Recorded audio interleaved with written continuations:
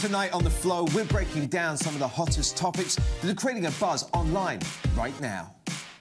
Which artist had the best music videos of the year? College Humor picks the funniest viral videos of 2011. First of all, ew. I know, right?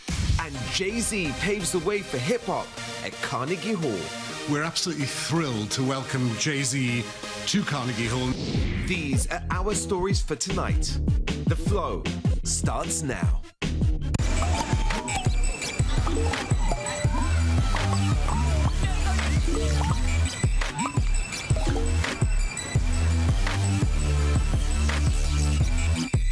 Hi everyone, I'm Tim Cash and welcome to The Flow. We're here in New York at the Pepsi Live Lounge. Joining me tonight, please welcome Jake Hurwitz and Amir Blumenfeld, writers and actors for collegehumor.com and co-creators of the popular web series Jake and Amir. Amir can actually be seen in a very Harold and Kumar 3D Christmas in theaters now. Jake, unfortunately, cannot.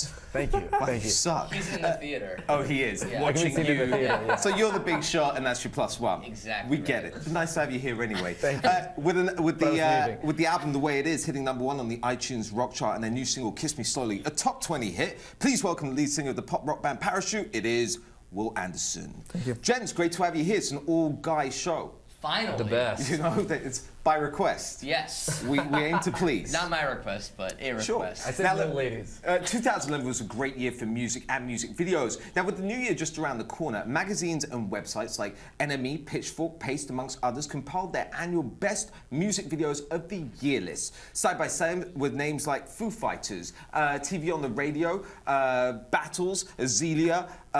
Guys, we have to talk about this. You've got Lady Gaga out there, put out an epic 15-minute video just a couple of weeks ago, huge budget.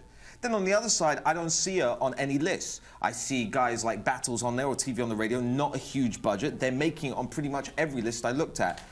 Talk to me about the importance of having a big budget when being an artist, when making music videos. I think the options are a lot more now to where you can make a great video as long as it's creative and it's a good idea, but if you gave me a lot of money, I think I could make a really great video.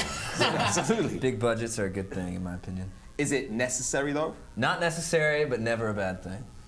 What do you guys think? You know, with technology always moving forward, it's much easier to do a high-quality video for much cheaper. You guys see that with the videos you look at online and with musicians. Yeah, that's true. That's correct. Whatever you said was absolutely Yeah, just nodding smart. Sorry, I haven't been listening to what you said for the past 20 minutes. Well, welcome to the show.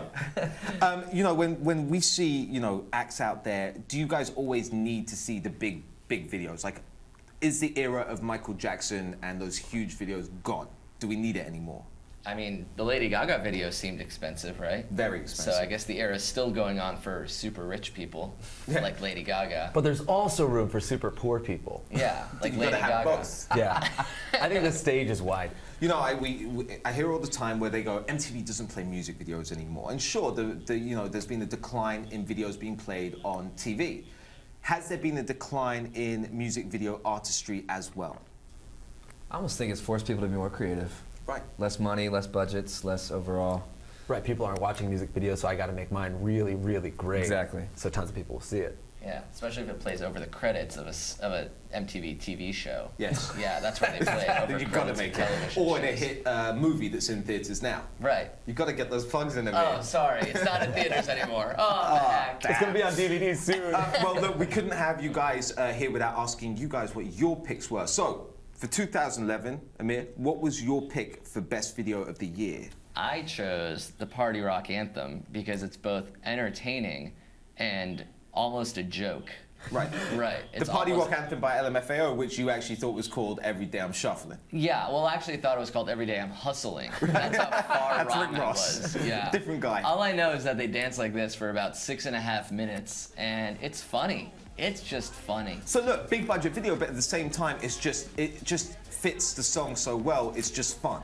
Yeah, and there's also like a 90-minute intro of this song that makes it out to seem like some sort of weird zombie movie for no apparent reason. It's like an ode to 28 Days Later. Yeah, you like almost don't know if it's a joke or not, which I enjoy debating. What do you guys think? I don't really want to debate it with you. Very cool, very cool. Yeah. I'll ask the questions around it. Absolutely. Now, from the high budget slot, I loved your choice, Jake, Yes. for your video. What was it? My choice was Hoodie Allen's James Franco. Now, this is not like a household name yet, No. Hoodie Allen. Yet, put his video up online, he gets millions and millions of hits. What do you think the secret to his success is, apart from just doing a tribute to James Franco, which is awesome? Right, yeah, I think people just like James Franco. Any video, all these James Franco heads should do well. But I think that it's just, you can tell he's having fun.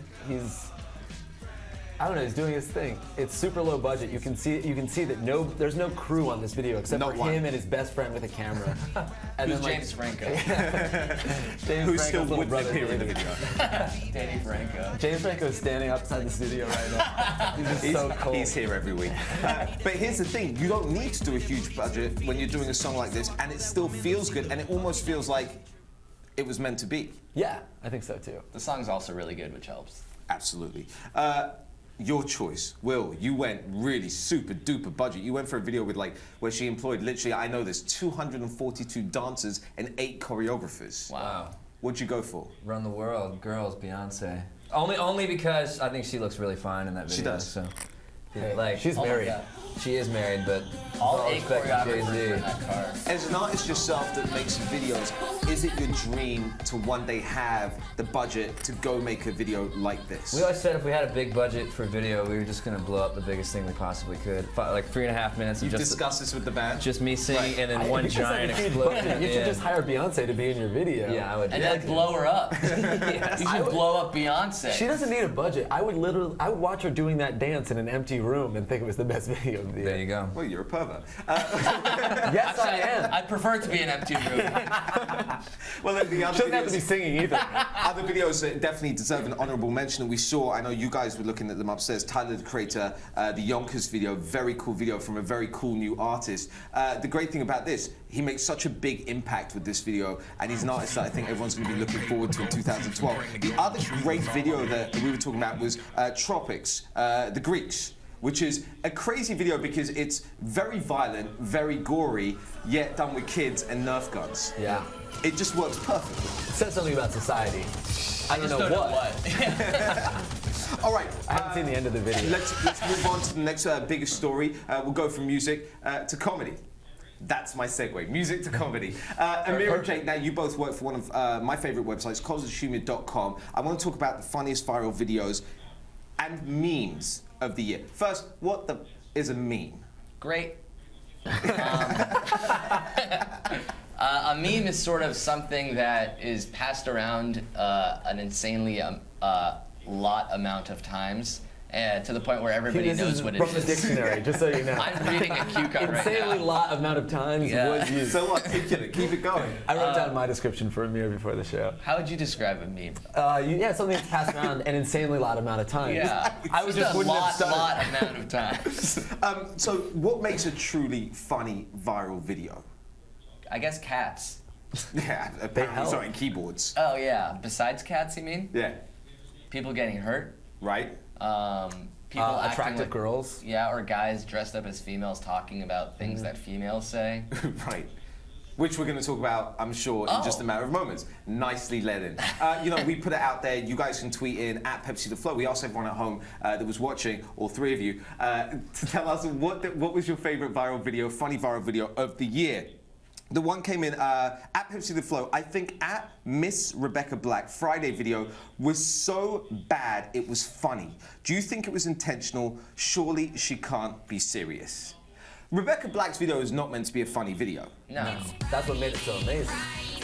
What was it about this video that kind of Wow. like It's been a made long people? time. Your favorite? Maybe not favorite, but I saw it very early on and I turned it off about halfway. But it's like a train wreck. You can't. What was it about Rebecca Black, you know, for you guys that suddenly made her not into a nationwide sensation, but also kind of a butt of everyone's joke? Well, the song is like so borderline good. It's like you can't really tell. It's sort of like that LMFAO song that I like. Like, Right. is this a Yes. joke or do I like this ironically or genuinely? The next tweet that we got in was at Pepsi the Flow. I thought planking was the dumbest stuff I've ever seen. So many people were doing it, but I don't get it. Listen, I'm not a funny guy. I don't get planking. I didn't really understand what it was all about. Why was planking so funny to other people? Oh man, just look at it. It's so funny. It's just weird to me. What was it about planking that worked, that resonated so well, that got millions of people around the world to start lying down on the floor? Maybe it's just because it's so easy to do. Yeah, anyone can do it. Right. And like everybody's just here trying to one-up each other. Look at this. This guy's like basketball hoop. Well, I think it starts with this guy. Bear, basketball hoop, camels, Egypt. That was taken on the way. That's how we got there. The guy with the camels is dead. The third tweet we got was something that you just mentioned. At Pepsi the Flow, stuff girls say, my girlfriend acts exactly like that. Don't tell her I said so. I already hear enough from her. Sorry, buddy. Well, that's from Barack Obama. From John the rock star. Now, stuff girls say was something that's relatively recent. So much so they've got a second one coming out very soon. This was an awesome video because I guess guys can really relate to it. No? Yeah, I I think guess guys and everybody, girls can. Yeah. It was dead on. It was dead on. Well, let's relive it for a second and take a quick look.